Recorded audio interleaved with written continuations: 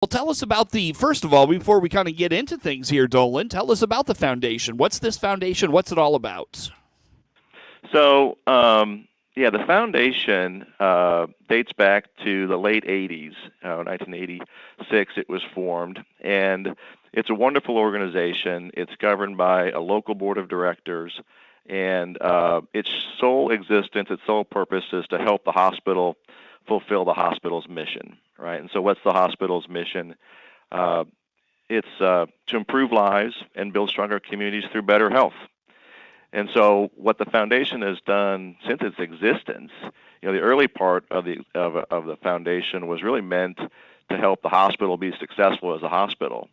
But as the hospital's gained strength over the years and the needs of the community have changed, they tend to look outside the walls of the hospital and do some community health improvement activities, as well as make sure the hospital is on strong footing. Sure, sure. Well, let's talk a little bit about one of the ways that you're able to do that, and that is through your end-of-year giving campaign. And, Dolan, we come up on the time of year when folks are thinking about those, annual contributions for the holidays, kind of the end of the tax year, if you will, and all that. Let's kind of highlight that a little bit here today, Dolan, the end-of-year giving campaign. What is it? What's it all about? Yeah, thanks again for bringing that up. So we have an end-of-the-year annual holiday appeal, right? It's an opportunity for generous members of our community and others to recognize kind of the good work of the foundation through a charitable gift. And, I think when I think about a donor, we've been blessed to have the support of just very generous donors since 1986, and I think it's because they trust the organization, they have confidence in the organization, our mission resonates with them, and I think they know that their donor dollars are being put to good use to further that mission that we have. So the annual appeal is just one more way of someone to help us improve the health of our community.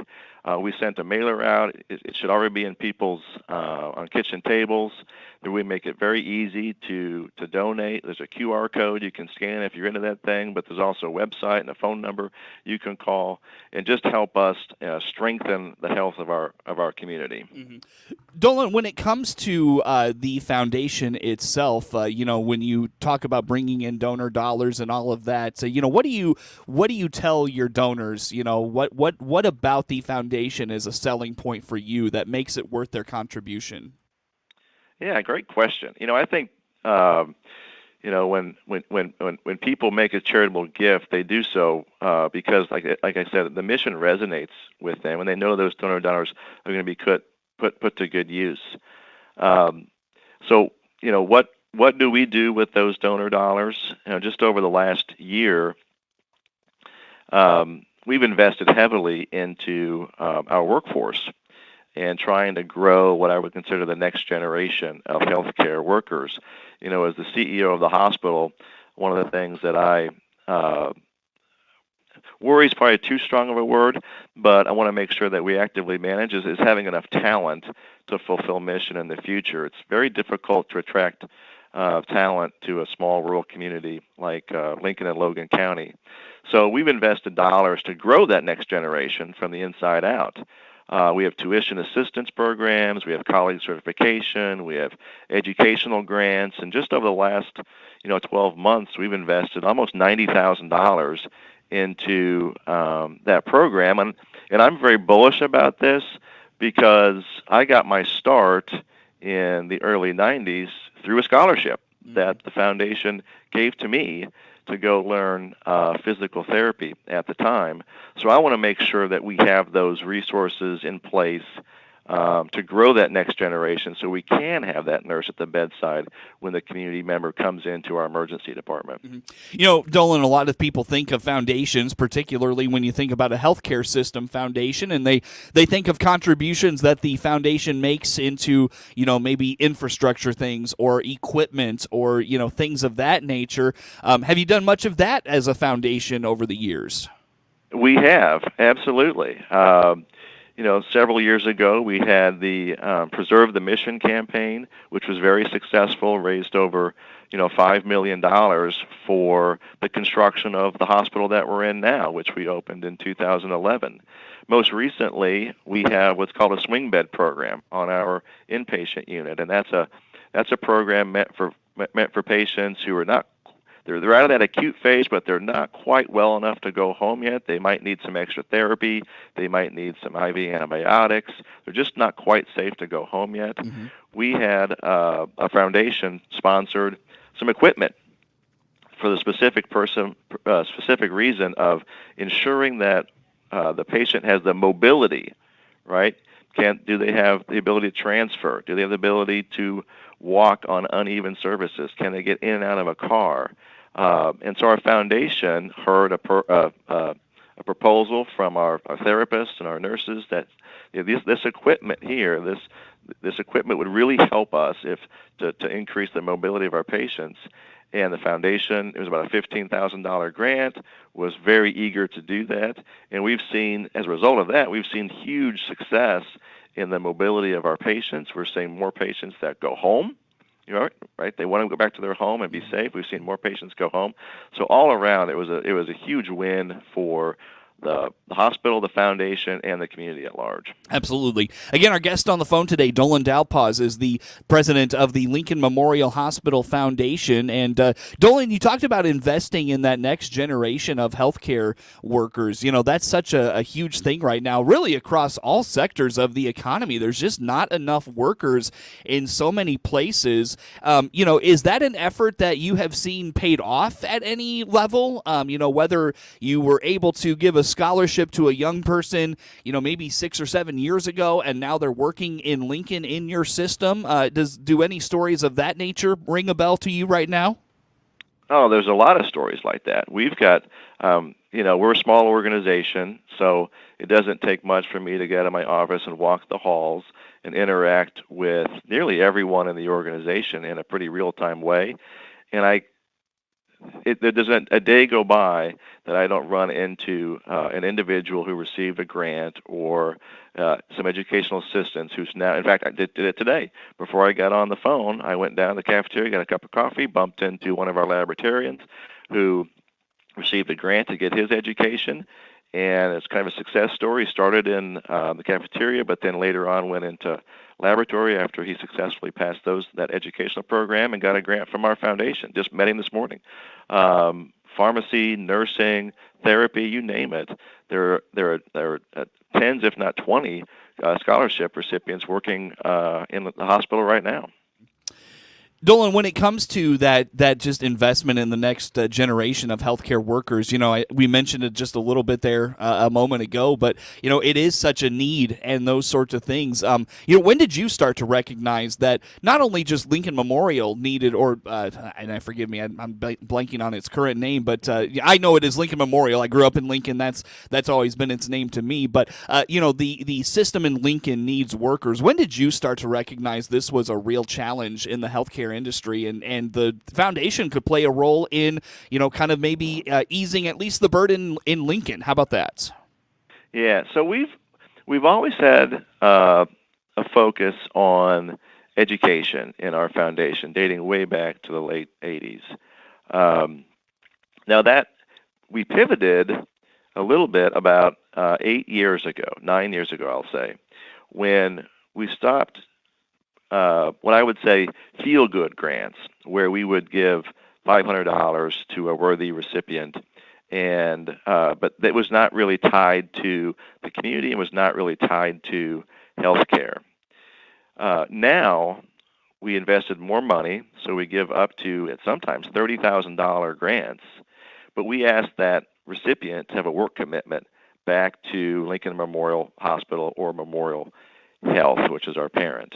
And that has paid huge dividends because we tend to attract people from the area who know what it's like living in a small town, growing up in central Illinois. They want to root here. They want to raise their families here, and they want to have a good living here, but they may need a little bit of help to get through that academic phase. And so I think our foundation has stepped in and said, let's do that. Let's go ahead and let's grow that next generation by upping our rewards to a considerable amount. Mm-hmm. Sure.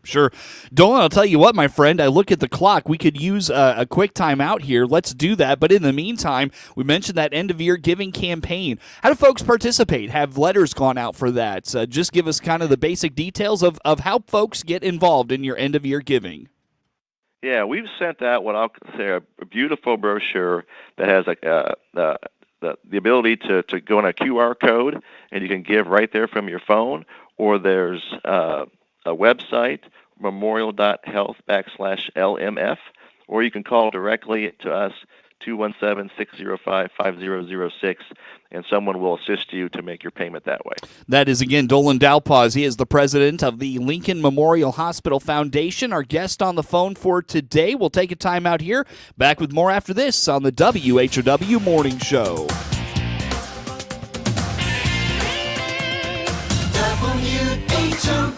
WHOW.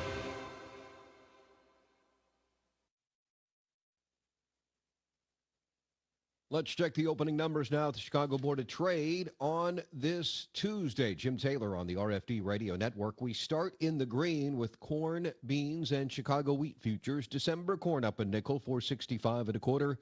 March corn up 3.5, $4.89. And May corn starting the day, $5 1/2, up 3.5. January beans, $13.11 1/4, up a nickel.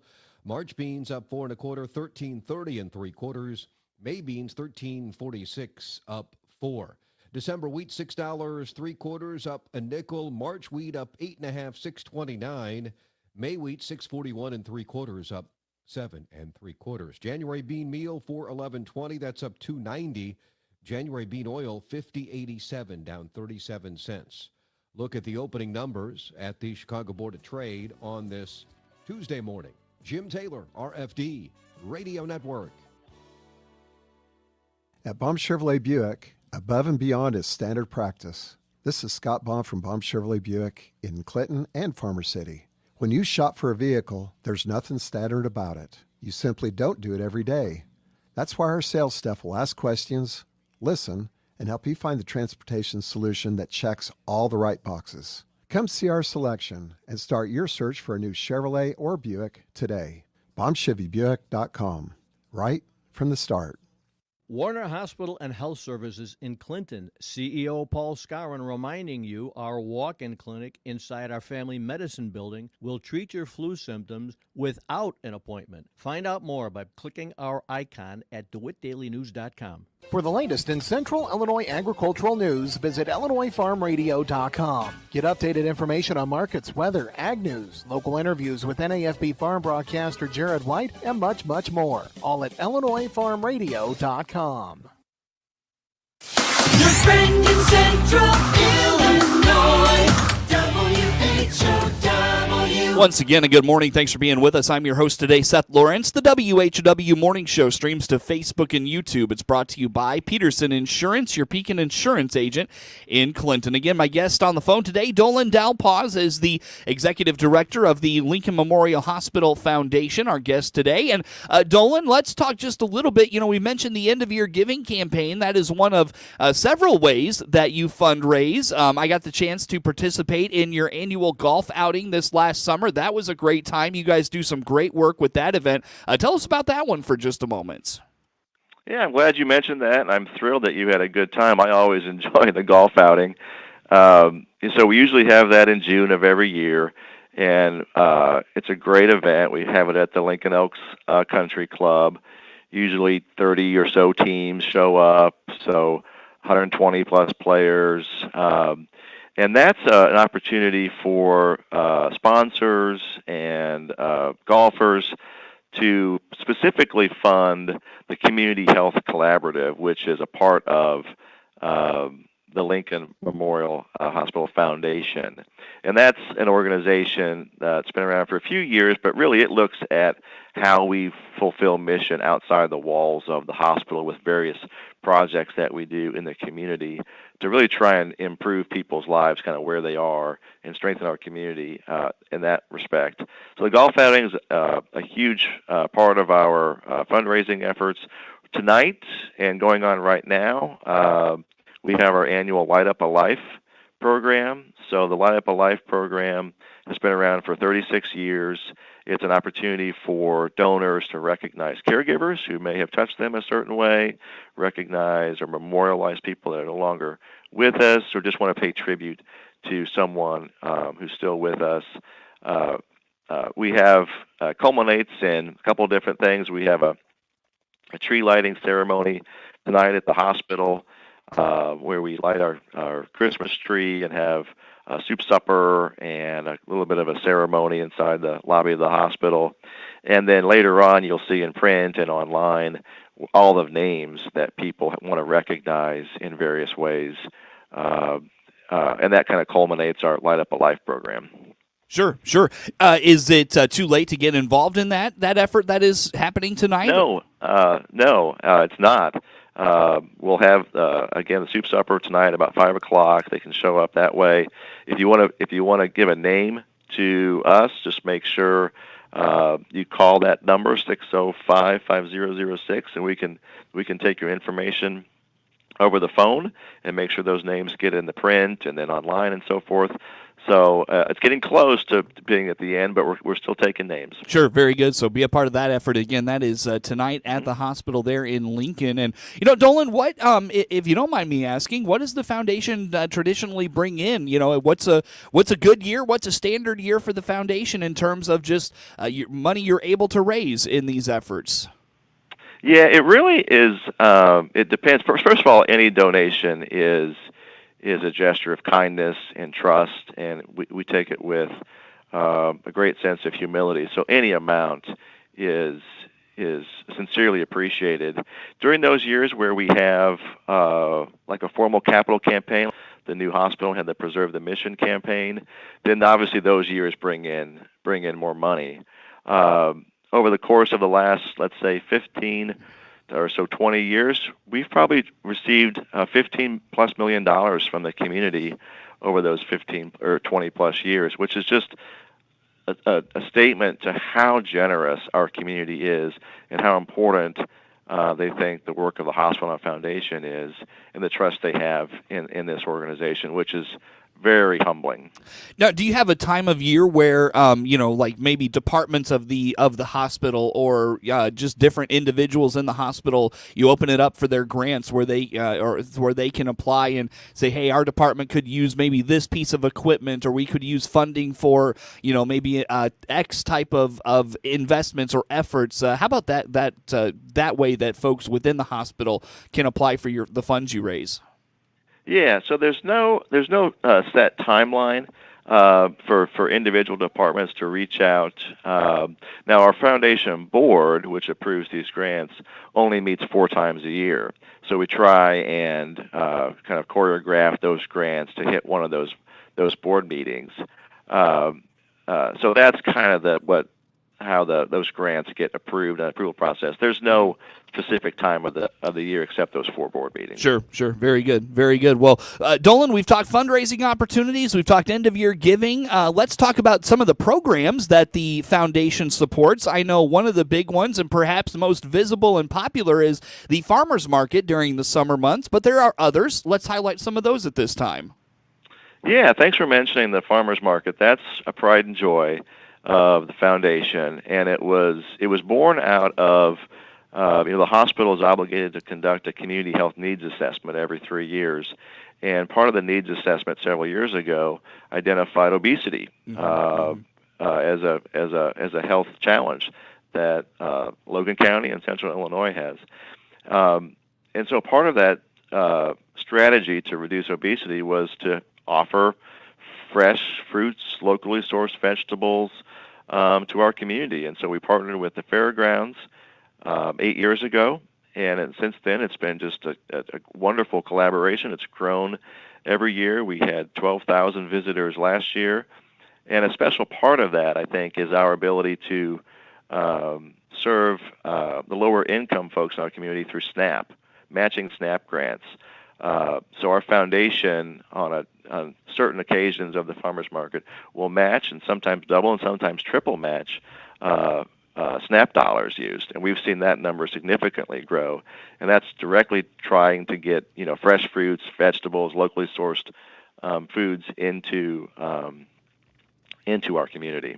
Sure. Some other projects that we're pretty proud of. We're right now we have a vaping education campaign that we're going through. We just put together a youth mental health resource guide, and we facilitate several coalitions based on that community health needs assessment around substance use, youth mental health, obesity, Logan County Parks Association, among various other types. We just finished a great Trailblazers program where we had a couple hundred community members commit to walking 25 laps during the month of October on our wellness trail on our campus. So we just finished that program in terms of that challenge, but we have the ongoing Trailblazers program going forward throughout next year too. Very good. Very good, Dolan. I look at the clock, sir. I've got about a minute left with you. What did I miss today you want to make sure folks know about, whether it's about the foundation, whether it's about the efforts, just things in general? What did I miss today you want to put out there for us? Well, I sincerely appreciate the time you gave me today. Thoroughly enjoyed speaking with you. And I really enjoyed the opportunity to show our gratitude for the kind souls who not only give their treasure, but give their time and talent to making the hospital and our foundation so successful. And I would just say if our mission to improve lives and build stronger communities through better health resonates with you, and you want to learn more about that, or your listeners want to learn more about that, then I would just direct them back to memorial.health/LMF, or just call us directly at 217-605-5006. Easy enough. Very good. Dolan, always good to speak with you, sir. Thank you so much for making time for us. That was good to have you on the program and great conversation. Again, that's Dolan Dalpoas with the Lincoln Memorial Hospital Foundation, our guest on the phone. The morning show streams to Facebook and YouTube. It's brought to you by Peterson Insurance, your Pekin Insurance agent in Clinton. Network news on the way.